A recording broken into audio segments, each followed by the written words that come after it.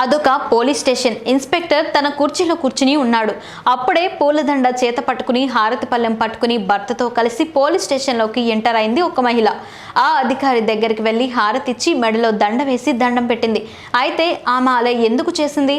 ఆ పోలీస్ ఘనకార్యం చేశాడని కాదు, ఓ కేసు విషయంలో పట్టించుకోకుండా తిప్పి తిప్పి చంపుతున్నాడని సన్మానం చేసి నిరసన తెలిపింది. ఈ ఇంట్రెస్టింగ్ స్టోరీ ఏంటో ఇప్పుడు చూద్దాం.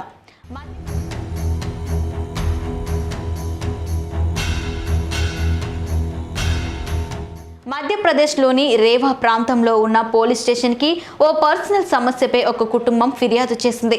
పట్టించుకోవాల్సిన పోలీసులు రేపురా మాపురా అంటూ బాగా తిప్పారంటూ, ఎఫ్ఐఆర్ నమోదు చేయమంటే ఎగతాళి చేశారంటూ విసిగి వేశారన్న ఆ ఇల్లాలు ఎలాగైనా తన ఆవేదనను వెళ్ళగక్కాలని అనుకుంది.